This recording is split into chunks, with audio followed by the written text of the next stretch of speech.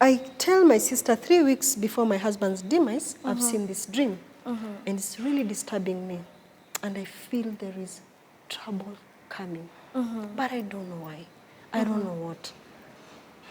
So you are just praying during this time? And literally, God used to put it in my spirit. There's something. So this day I was sleeping and I dream about her mom. And I get a panic attack. And he was sleeping and he asked me, oh, Nini Mbaya, what's wrong, babe? I'm telling you, mom is trying to warn me something, but I can't seem to understand what your mom is telling me because water came and swept her away. But I sat, it really, my spirit was all over. There's something wrong, there's something wrong. And my husband used to enter the house and all the phones were off. And I knew he was, you see, mpaka nilikuwa namwambia, hey, imebaki weke password kwa cover. Because all his was passwords. Whatever you're hiding. He has secured everything that you can't see. Hata hiyo kuangalia simu. I just told him, whatever you're hiding, the devil is the only person who trades in setups of lies, because you've given him the ground to execute whatever he needs to execute. Yeah, you see. True.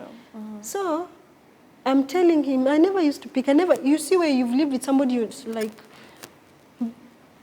you see him receiving the phone in the toilet, ama sometimes he goes in the bar and he remembers, my phone is, then he comes out to the towel and runs, picks the phone. He'd rather go with his phone in the bathroom. I knew it.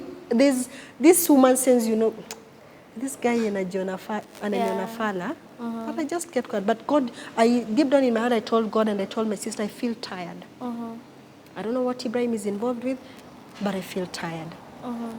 So, on April, when the schools were about to open, kids were resuming back from the long holiday. On April 22nd, my husband calls me at around 10. I was removing my hair. Now this time you are with the kids in the house? No, the kids are still with the sister-in-law. You're trying to spend time with him? We were to take them because it was only a week and then the schools reopened. So we'd planned we were going to take the kids, and then they go back to school. But there were change of plans. So I went and took my kids a week prior, so that the next week they go to school because there were a change of plans. So I went and took my kids. We came back home, everything, and this particular day, 22nd of April, I get a call from my husband. And he tells me, babe, I love you. So you keep telling me all these stuffs. What's up?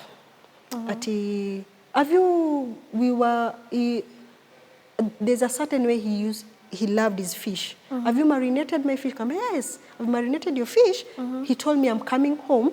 We take dinner because I'm waiting for whatever client he was to see in the night. Then we do business. Then he calls me, then he tells me, I'm at Naivas, what can I pick for you? I'm like, you pick, because I told him we need sugar, these are the stuffs that we don't have in the house. You can come back as you come take dinner. Then we've had that conversation. Then a few seconds he calls back and tells me, I need to change my plans. I'm going to have some business in the night. I'll be doing business in the night, so I'll be coming home later. What time was that? It was around 10:15. Wow. You see, so he calls me. Then he changes the plans and tells me, I'm going to be late because I'm running some businesses, blah, blah, blah. Deep down I know, you normally say this and I'll see you the next morning. There's nothing new that I'm expecting. Like the way your tired wife says, it's okay. And I continue removing my hair. So in the midst of removing my hair, I remembered it was on a Friday. This coming Saturday, he was to have an interview and we were to go check out some plots. So I remembered, and let me call him to remind him, don't stay late. You remember? tomorrow you're having an interview. Mark, all his interviews, we used to prepare together. Together. I take him through the interview. He tells me, what do you think here? I'm telling him, no, you need to do this, because we used to prepare together. So I told him, don't stay late because you're having an interview, and plus we need to go somewhere with you. Don't forget the interview. So I called him. He didn't pick, so I texted him. Because when I called him, a few seconds before he changed the plans, the phone was in Teja. So, I decided to text him on WhatsApp and text him on messages. So I finished my hair, took the kids to bed. So I was just seated watching TV and removing dirt from my hair and trying to crochet my 3 matutas on my head so that I can go and sleep. So around 12, I get a call from one of his friends. And he's telling me, Winnie, hi, what are you doing, Kambia? I was actually in the bed because I'd gone to bed, but I didn't get sleep. So I need to tell you that Ibrahim has been involved in an accident. You need to come. We change him to another hospital. I was shocked. So it's just you have talked to him just minutes ago, and you have texted him, and then now he's in a hospital. Yes. So his friend calls me because I know the number of his friends. I've saved it. Not the other friend that I didn't like. Now this other, because I've known their childhood friends. So I tell him, do this, because at that time I'd given my nanny off to go and visit his parents, her parents, her parents at Ushago, so that the next week she comes back, and because the kids were resuming school and everything. So I didn't have a nanny. So I told the friend, come and pick me, because I don't have anyone to live with the kids with, because my sister, the one that I was living with, 5 a.m. she used to go to work. So that I can be able to know where these kids will stay, because on the other side my sister had a nanny. So you can pick me. So I woke up my kids, made them, I at least tried to make them wear warm things, because that night it was raining. So the friend comes and picks me. So as we were going, he tells me, because where my sister-in-law was living and where we were living, it was just a few meters drive. It was, and being at night, there are no cars around. So let's say it's 15 minutes drive or 10 minutes drive. So I remembered very well. I took my phone and I was trying to change his NHIF, because I told my friend, do this. Let me be changing his NHIF to read scan lab, so that we can be able to take him to scan lab, because they told me they needed where they can get a CT scan. So I remembered, because I do supplies of medical equipment. I remember there's a time we had supplied some stuff in scan lab, and they actually do scans all around. So I was changing it so that we can meet ourselves in front, so that we can be able to help him. So as we were driving, because I told my friend, take me first to her sister, I leave the kids, and then we pick the sister and come back, and be able to come back to the hospital and be able to transfer him. So, while he was driving, I remember, because I told you I'm a prayerful person, I remember there's some prayers I saw. There's a lady who was saying the way the husband God had helped him come out from an accident. So I wanted, and I was telling God, if you could do this for this person, you could do it for me. So as I opened my phone, my phone it had some, it had remained a few battery, so then it goes off. So at least it had a little charge. So as we were in the car, I'm seated at the back seat with the kids. So I'm opening my phone, because I remembered that prayer. Then I'm opening my phone, I'm going to YouTube, nini. Then my phone dies off. You see the way, then I'm like, why is my phone dying off and I still have some few charge? Then in that car, my heart skipped. Tell God, I think he's dead. But I didn't want to come into terms. And then you're I started here with canceling. the kids? Yeah. I felt cold some cold in my spirit, and I told God, I hope it's not what I'm thinking. But you see, you're hopeful. Still you're keep canceling your that hope thought alive. and everything. Father, I cancel it. If you could do it to this other person, Father, Lord, you could do it for me. But in the midst of everything, his friend is driving. I'm looking at the phone. I'm like, why did the phone go off? You see how when the phone charges off, is like it's totally dying. off and it's gone. It's going off. You see how it goes off. Yeah. Then it goes flat. So when the friend was driving, the friend has not told me anything. When the friend was driving, we didn't go straight to my sister's-in-law's place. We went to the hospital. And you have the kids The in kids car? behind. And are they sleeping or No, disturbed? my kids are asking, Mom, where are you going? I'm here, Daddy is in the hospital. I need to take you so that I can be able to attend to him. So we went. He parked at the hospital's parking. So I'm inside. And I'm asking the receptionist, I've come to see blah, blah, blah. No one is talking to me. So there's nurse who told me, go to the other room. So when I entered the room, remember when I was entering, there was a girl I found seated. When I looked at that girl, it dawned in me, I've seen this girl somewhere. But you know, now I looked at her and I'm like, let me first go to where the nurse was telling me. So when I reached there, I met a lifeless body. And I'm like, how long has he died? 30 minutes ago. I'm like, I know. This body is so cold. Doesn't have to be 30 minutes ago because I don't know whether I'm the one who's a fool. Right now, when somebody dies, even if it's an hour, the body is still warm. Yes. You see? And whom am I meeting? That friend that my spirit never clicked. He's the one who is with him in that room. Mark you, he never called me all this time. Whoever called me was another person. You see?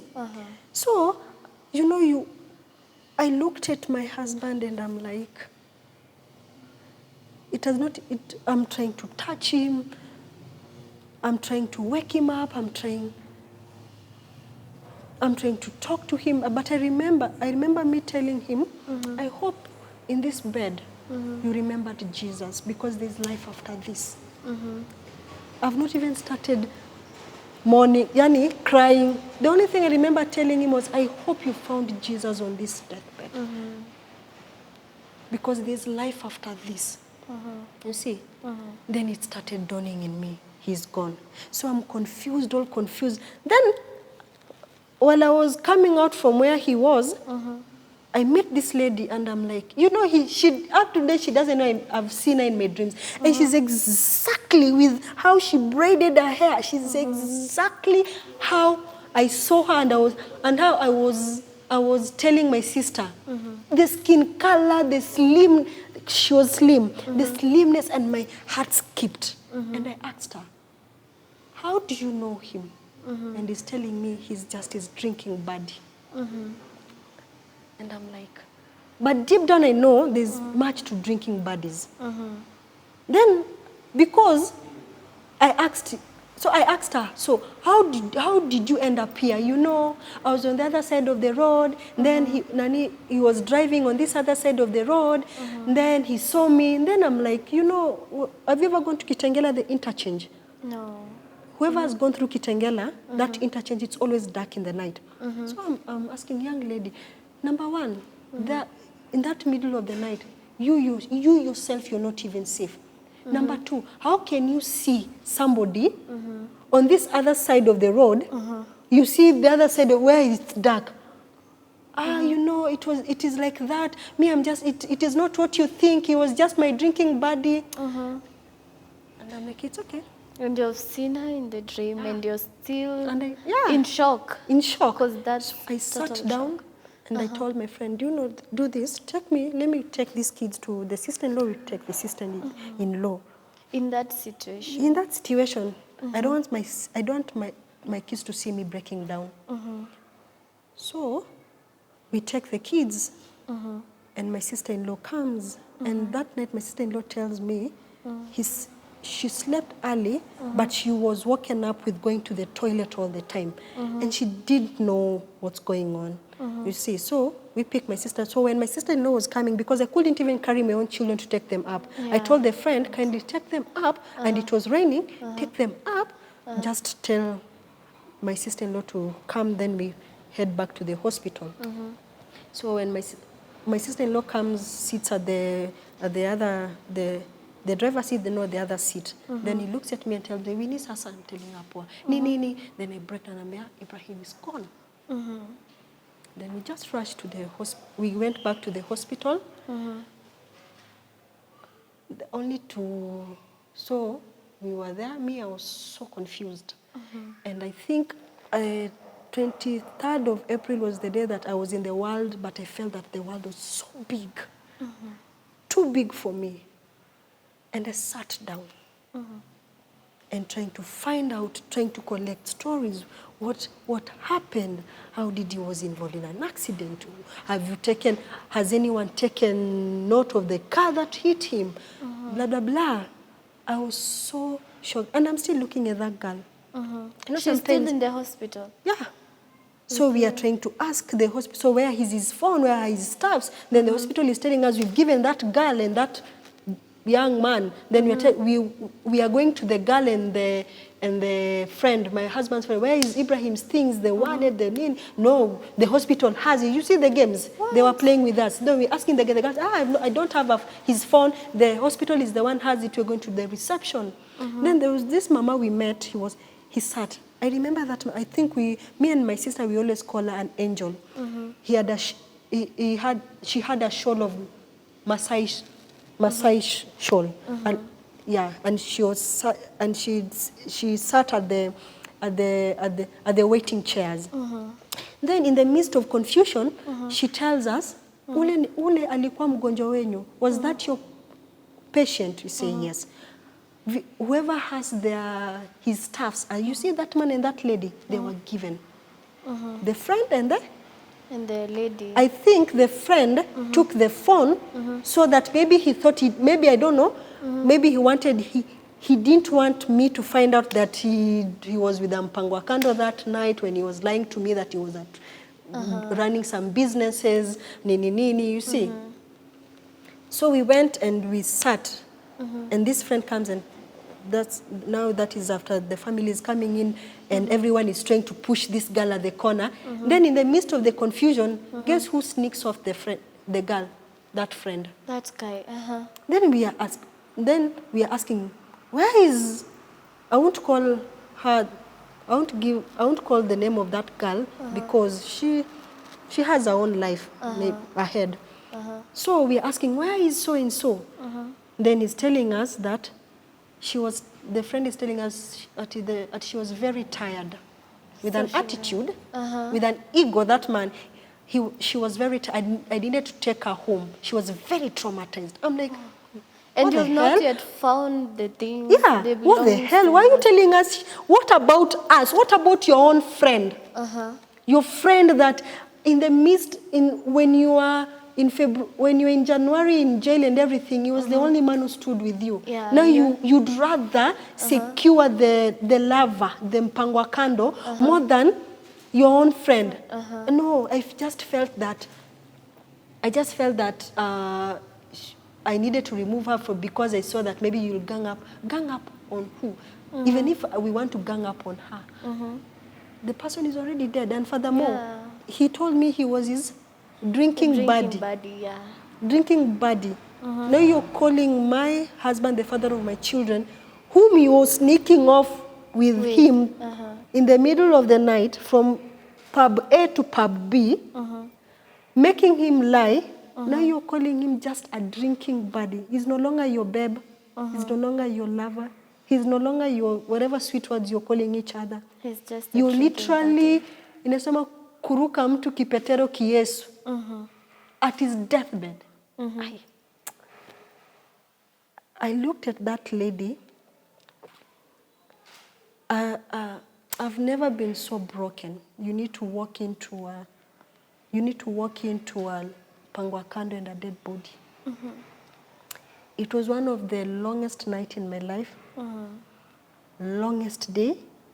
Confused. You see, when sometimes you tell your friends this story and they're like, you didn't even hit her. I'm like, I was in my own world. I was in the world, but in my another small world. Because I would hear people talking to me, but they seem to be so far. Far. But they are next to me. Because that is the world that I was in. Because I'm trying to process the betrayal. I'm trying to process his death. His death. And I'm trying to look at this girl, this young girl, and trying to call. You see, at least you would have, you know, when shit comes to shit, just speak the truth. Say, yes, I didn't know. Just say, however ugly the truth is, just say the truth. You see, my husband wouldn't and will not be the first and the last to be involved in this mpango kando shenanigans, you see. Yeah. Why? Up to date, I've never understood why, and I'll sit boldly and say to all men, not every woman you see around and see chasing skirts. Some are death traps. And not this friend of hers. No. He's just talking with an attitude. Yeah, with an attitude. Not all friends. Not all friends. And I remember I used to tell my husband, there are some relationships you need to cut. Stop carrying burdens of friendships that are not helping. They're not helping you grow in any way. The only thing they're eating is from you. Eating from you. Yeah. You know, desire a friend that helps you grow in another level, whether spiritually, whether financially, whether investment wisely. Not just friends who wants to give you a bill of a pub, pay my bill. Yeah, true. That is not a friend.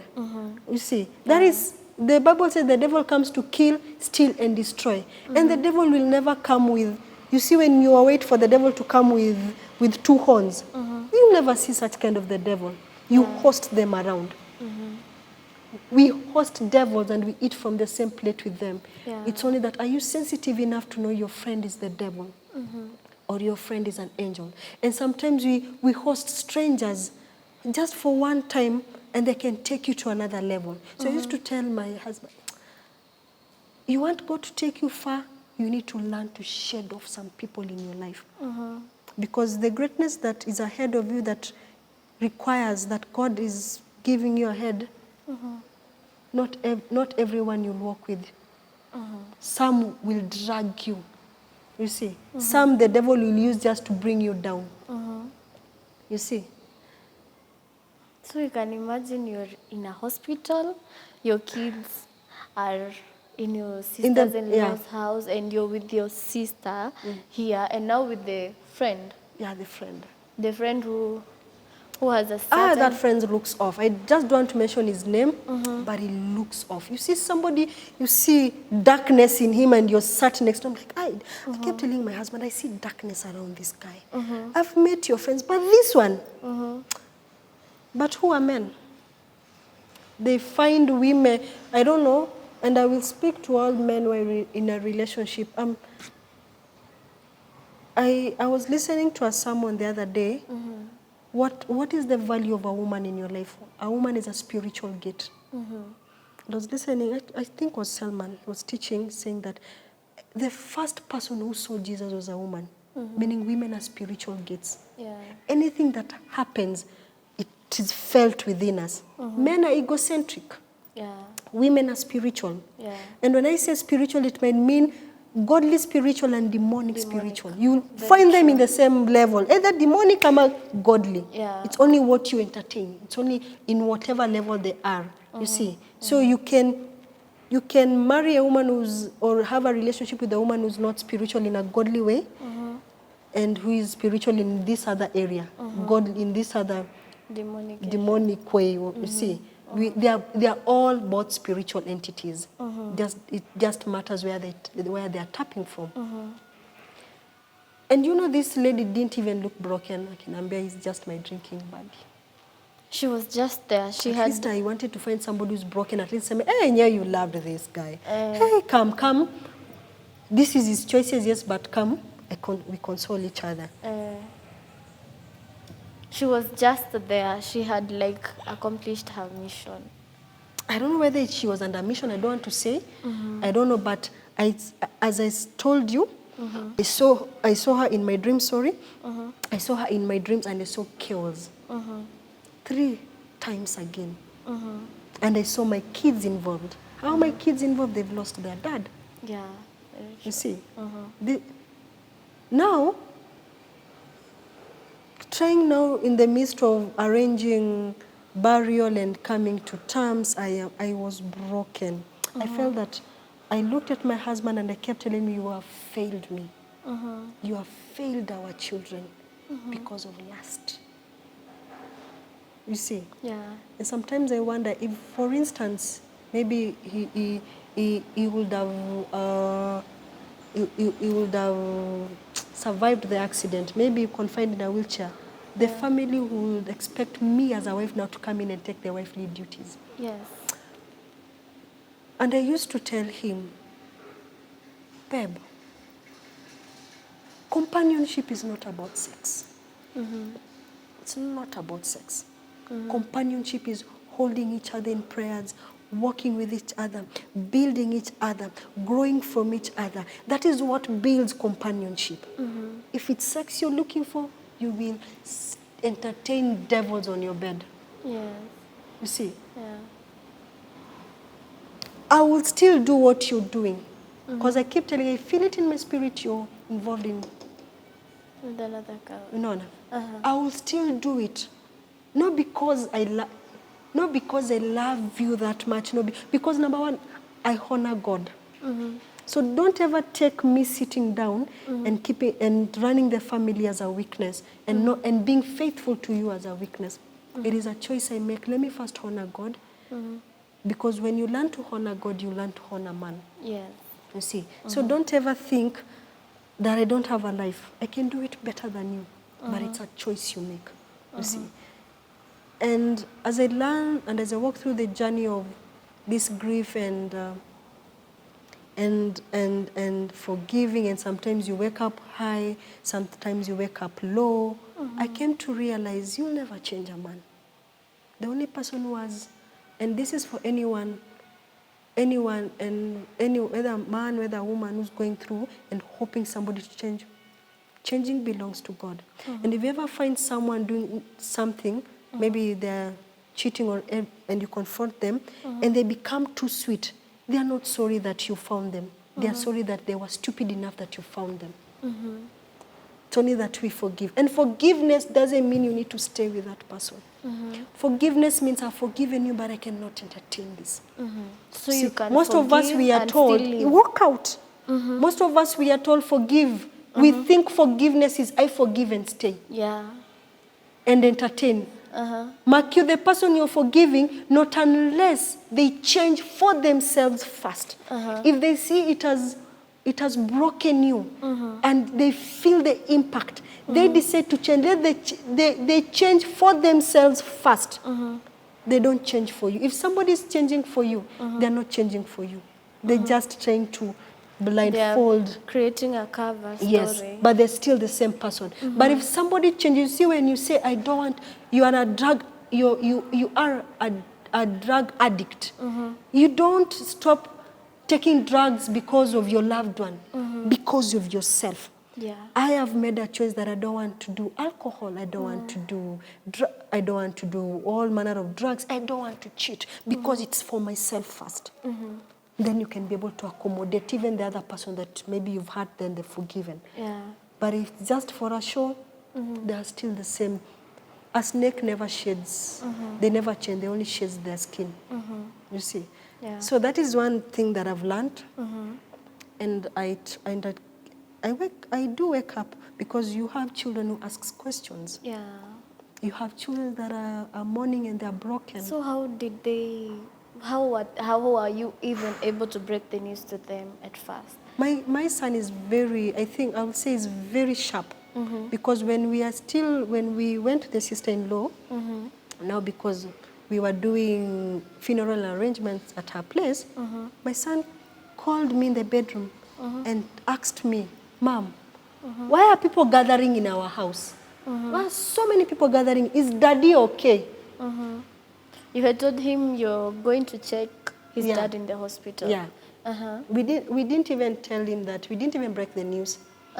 So I went and tell the sister, my son is asking, what do we do? Do we break the news with him so that we can mourn together? We don't want for him to get the news when he's seeing his dad buried. Then we decided to break the news. Me and my sister-in-law, I really thank God for that woman. Up to date, I really thank, may God bless her. We broke the news to my son. And I saw how my son broke. You broke it to the both of them? No, my daughter is 4. Oh, okay. You'll tell, Daddy is in heaven. He's going to sing hallelujah. But my son has lost, you remember, it was just an ear. Yeah. Then the dad died when an ear, we buried the grandmother. No, he understands how to lose a loved one is. Now he's lost. An year later, he's losing his dad. His dad. I've never seen my son breaking down. He broke down with pain. And you can't do anything because you need to allow him to cry. Yeah. You yourself, he's breaking down, you're breaking down together. Then he's asking what happened to him. And people talk, kids, let me tell you something. If there are people who are very sensitive and you think they are children, they pick conversations around. Then he comes and tells me, I hear that somebody hit my dad. I'm like, yeah, your dad was hit by a car. And has he been arrested? I'm like, we are still doing funeral arrangements. We'll follow up with that case. And you could see the anger, the rage of, you see where a son wants to revenge. I've never seen my son so broken. Yes, we're still walking through the journey of healing because sometimes you find him withdrawn. Healing and grief is it's not an easy process. Yeah, it's not easy. Especially when you're walking your kids through, and you yourself, you're broken too. So we made arrangements and we were able to go to my husband's hometown, and we laid him to rest. And we laid him to rest on a Saturday. Everything went well. Now people are leaving. Even before people are leaving, and this is something that I want to tell to somebody who stands at the grave or somebody who stands during the funeral service and say, I will do this, I will do that. That is things that you want to hear now, that time. It is good for your ears. But some are there to find CV. Yes. Some are there to showcase how good they are. Yeah. Friends are there to say all manner of, we will help, we will hold. Immediately we laid him. All the good nothings, none. Up to date. And never stand at a funeral service and give false promises. It is not a place to showcase who will do this and who will not do this, who will chip in or will not chip in. Yeah. But for you as somebody who's grieving, it is what you want to hear. Yes. What your ears want to hear. Someone to console you, someone to give you hope. Yeah, they're just consoling words. But in the midst of consoling, stop all the lies. Just go and honor the person who's dead or something. Honor them. Tell them how they were. Don't sit and say, I will do. And that's why there's so many kids in the streets. That's why there's so many people going through because somebody said, I will stand in and do this, and they never even show up. You call them, they even cut you off. Stop it. So his friends Because in the midst of you standing there, you just never know you are the next one. And somebody else very will come and say lies in front of your loved ones. of your loved ones. Stop it. Honor that person and live. Whoever will help the person who's grieving is God. And God will use anything and anyone to come and hold a hand, to hold the hands of those who are grieving. Never stand. That is one thing I've learned. And when we'd buried, no, everyone is leaving, then it dawns to you. Everyone is getting in their cars and they're leaving. Then you're there. Then, you know, there are so many traditions around. And him being a Luo, so I remember the place that we'd arrived that night and we were sleeping, it was just a small, I think, to some extent it's a deserted house that no one lives in. So mattresses were kept there, that's why I slept with my children. And there's this boma na huko juu where the other homesteads where now everything was being run around from food and everything, visitors coming in. So me, I was told to, I slept on this other side, just a few meters away from the other homestead that they were hosting. So people are gone, and me, I'm packing my things. I know I'm going to this other homestead. At least it's lively. Yeah. And With the kids. with the kids. Then I'm being told, no, in our tradition you cannot sleep there. You need to sleep in that. Look at the house. You're alone. And sometimes I feel some traditions are so barbaric. I'll call them barbaric. Because this person is grieving. You're telling this person to sleep alone in that place. Mark you, I am new in that place. You don't know anyone around. Yeah. The other people, the others are sleeping up. You told you'll sleep here. In a separate house and in a house that is abandoned. Deserted, abandoned. And you're with the kids? No, the kids now that gone up to go and eat and everything. So I was alone with my sister. I was packing things so that we can go, so that tomorrow we can leave. So I'm being told it's tradition, and I'm being sat down and I'm told, oh, you need to sleep here, you cannot sleep there. And I'm like, deep down, the people are talking, yes, some are his uncles and some is a church, is a woman who preaches the word of God. I don't know whether whatever position that woman was holding in the church, but you see where personally I will say, where you say you're a Christian and you're still holding on to barbaric gods, customs and everything. And I'm like, why? It is tradition. You know, you've stayed in town. You don't know anything. I'm like, come on. So I called my dad. And you know, when my dad came, and they came with my mom and another friend of his, kumbe my dad, I called my dad and I told my dad, I'm being told to sleep here alone. And my dad says, no. Don't allow any other traditions to be performed on you without my knowledge. Call me. I called my dad, and my dad said no. You know, in the Luo culture, you are always put deserted so that they can bring you a man to have sex with you and cleanse you. Cleanse you? Cleanse me from what? From what? So it dawned in me. I don't know whether that was the intentions or something.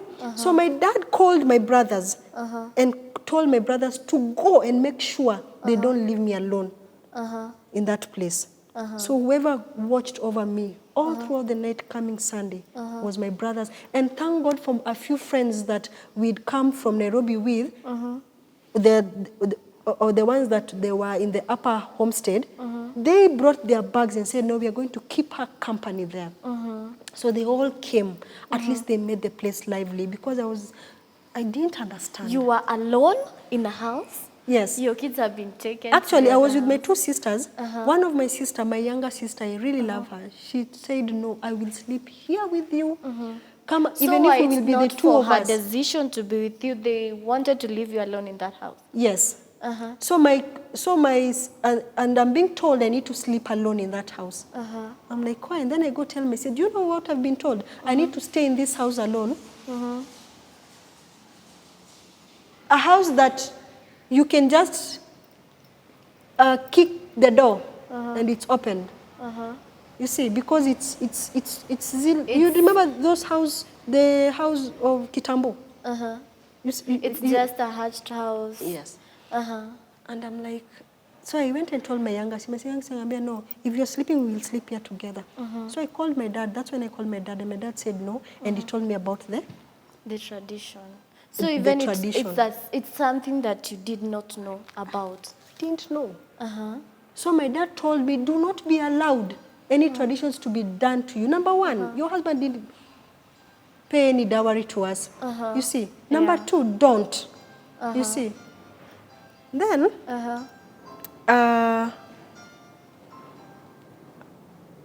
so I'm seated there alone.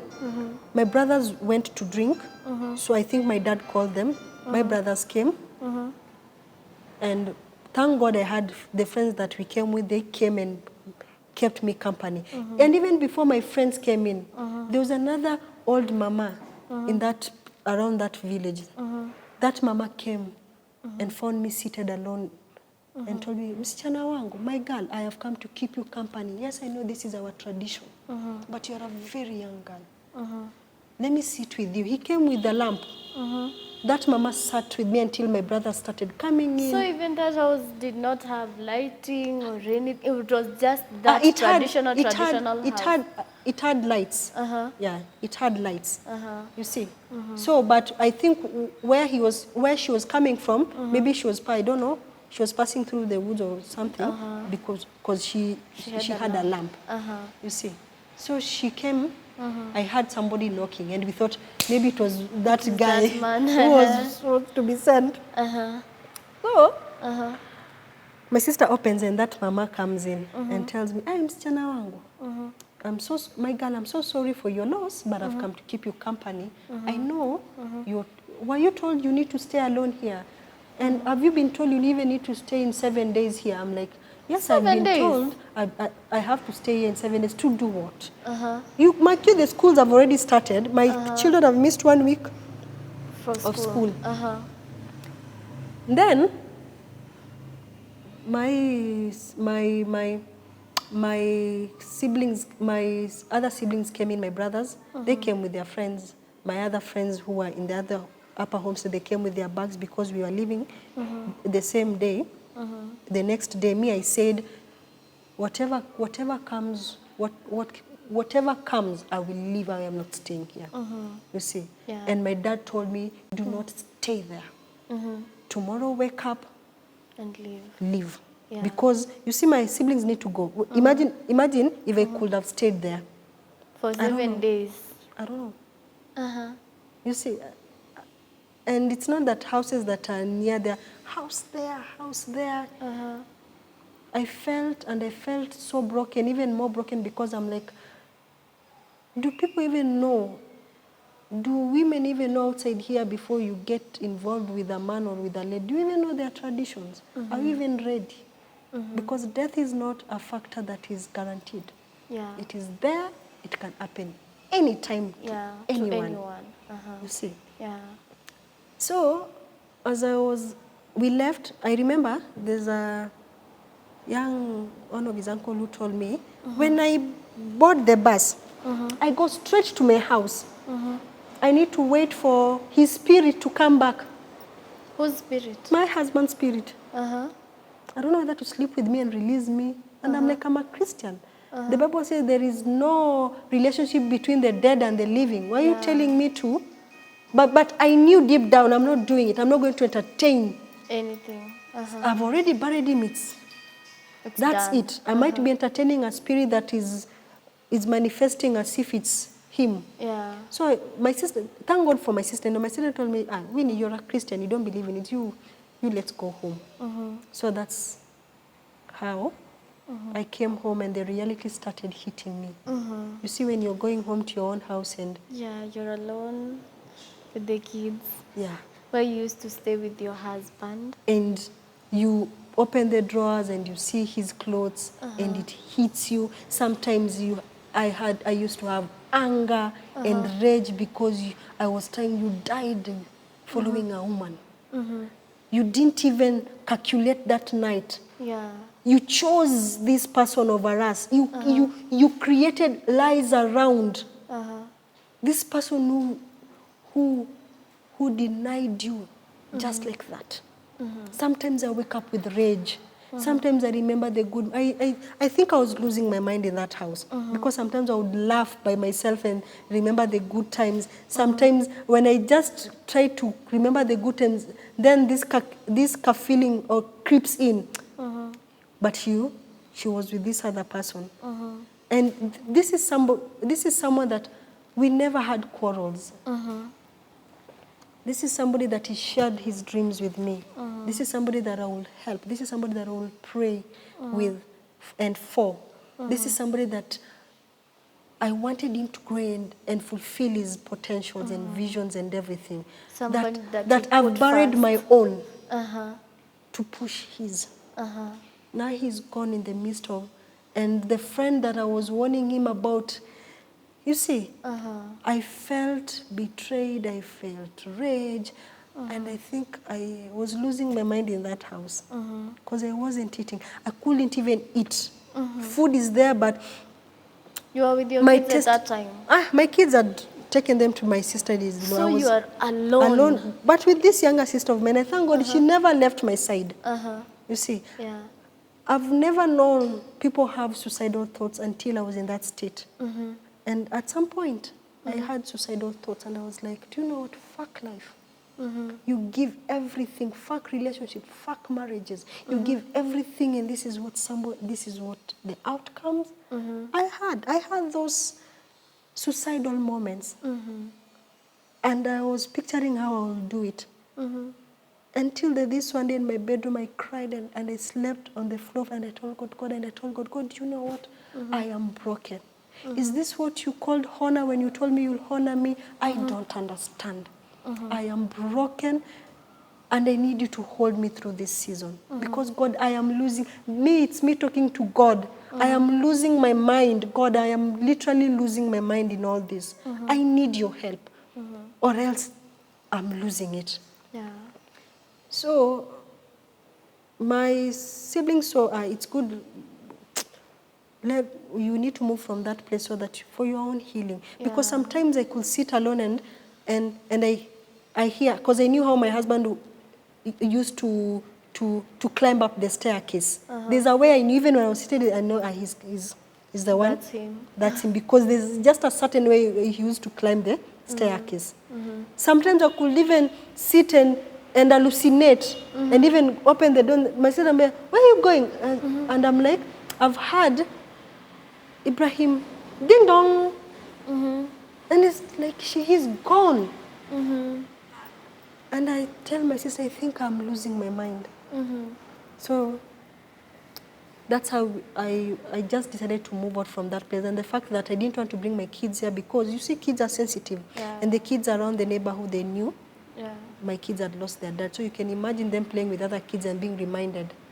You see, you don't even have a father. And so my sister is a psychologist, told me it is good for you to come out of that place and even remove the kids for your own healing and for their own healing.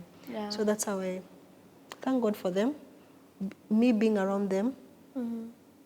Healing, I won't say healing. Healing is a process. And forgiveness is a choice you make, not for the other person, for yourself.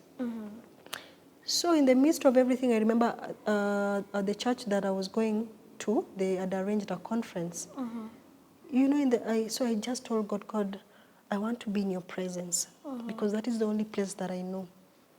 So when I was in church, the first day of the conference, they say, the second day, I am praying.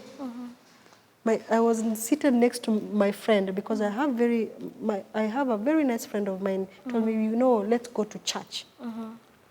So we went through the first day of the conference. So the second day, I'm worshiping God and everything. Then I hear a voice tells me, go and forgive that girl. Now my husband's lover. Then I'm looking at my friend to see whether she's the one who is talking. Or I'm asking, have you heard somebody speak? I'm like, no way, Nini.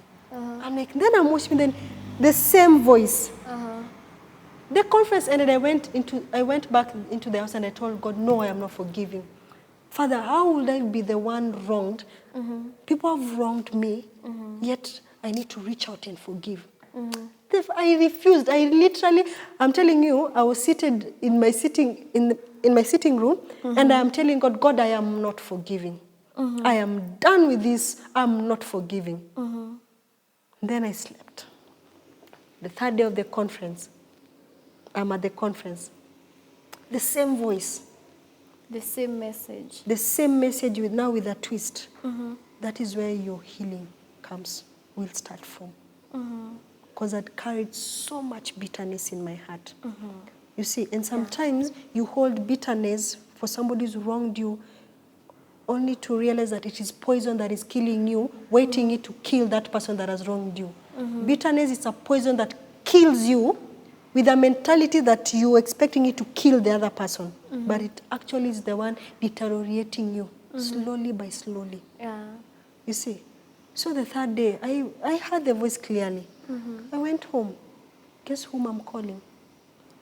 Calling that girl. You heard her number? Yes, I had her number.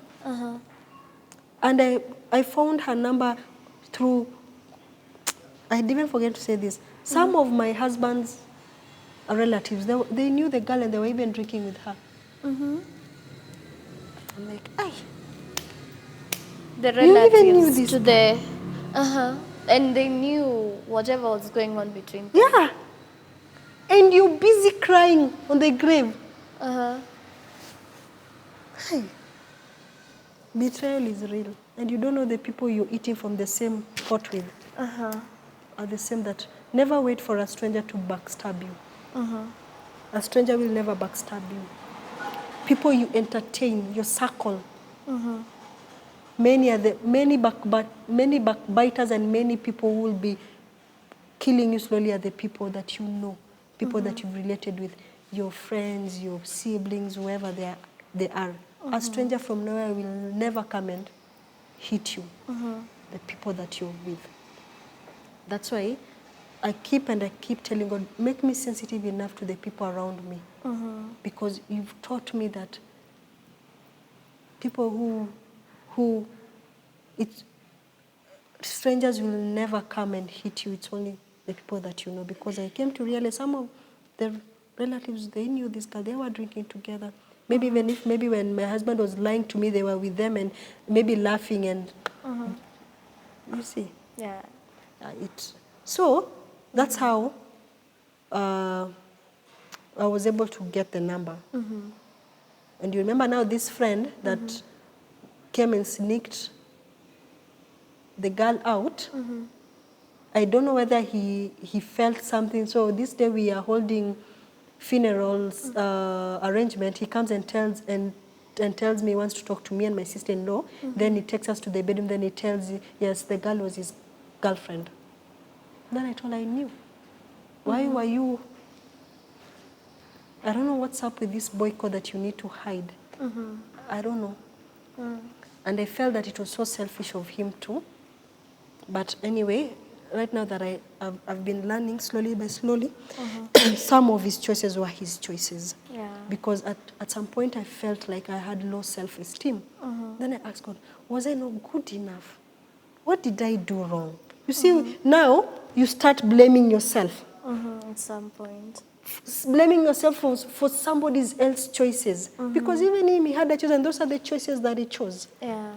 But now the devil wants to make you feel as if you're blaming yourself. Maybe I didn't do this well, maybe I didn't. You are perfect the way you are. Whether you gave it your all in that relationship, you are perfect the way you are. It's only that the other person did not see your worth. Yeah. You see, the other person did not see who you truly are. The other person was selfish. They had their own selfish motives. That's why they chose this other road. Yeah. So that is, I think God was trying to tell me, those were his choices, forgive him for that. And I didn't even release him. So I called this girl, and I'm calling her in the middle of the night. I'm telling her, I've just called you to forgive you. And may my husband be the last married man you're involved with. You're still a young girl. There's life ahead. Do not carry curses of the present that you will not know the genesis of them. I have forgiven you. I have released you. Not because I am weak, because I need healing myself. I cannot heal when I'm holding you. So as I was saying, I've learned that I will not blame myself for somebody else's choices. I'll never feel low. I will never feel worthless because of somebody else's choices. I have learned to accept this is what has happened. I've forgiven the other girl for my own sake of healing and everything. If whether she takes it that I'm weak, that's her own. But me, I deep down I know who told me to go back and forgive her. You see? Yes. So guys, you have heard that part of the story. I don't think I need to add any more on top of that, on top of what Winnie has told us, that even if your guy or your girl is cheating, you don't need to blame yourself. And those who have lost, actually it's a very sad story to hear and everything. But if somebody is cheating on you, you don't need to blame it on yourself, and you need to heal. And as Winnie has said here, she has not moved on to another man. Moving on does not mean dating another guy. It means just yourself forgiving, accepting the situation, and we just hope that you and your kids, you have a very bright future. So, and as we have heard on her story, she was very patient, she was an industrious woman, a prayerful woman. So, if you can bear with me, she is not to blame for anything that her husband did, and we are sorry that he did that, but he did it. It is a personality, it is a decision to be faithful to your man, to your woman. And so right now I want to tell you something so amazing, that she has a show at Winnie Musera, and I want her to kindly introduce it on my show. So Winnie Musera, the show will be called Winnie Musera's Round Table, where I'll be hosting widows, widowers, orphans, anyone who's gone through loss and grief, because walking the journey alone is not easy. Yes, and just giving each other emotional support and everything, just hearing from their stories as this at the same time grow, and you'll learn more about the show in how I went about with trying to secure my husband's stuff and everything in that show. And I'll be hosting other people around that they have gone through any sort of loss. How do you heal from it? What is the journey? What did you do? Did you get a counselor? All this other, because you're just a second away. Just the way I was just a second away from that call. And this is a journey for us all. And I'll hope that someday when somebody else loses somebody, they will be able to tune into this show and hear from other people's stories, how they came out with, what traditionals, barbaric they went through, so that they can learn. Because you only learn from another person's situation before it hits you. Because it will one day hit each one of us in a very different way. But are we prepared with loss and grief? It's not an easy journey. Yeah, so guys, for those who are grieving, as in grieving is something that is not planned for. It's something that is there and it's something that you'll never get used to. So we have got you covered under her show. It is Winnie Musera's Roundtable. And on her show you will talk, but that has been us, Winnie Musera and Maggie. So thank you for tuning on Soundbreeze TV today, and please follow us. And for more stories like this and more, please comment on the comments section, or email us, or even text us on our social media platforms. We'll be able to reach out to you. And if this show has helped you, please talk to us and recommend us. Yeah, we love you so much, and bye-bye.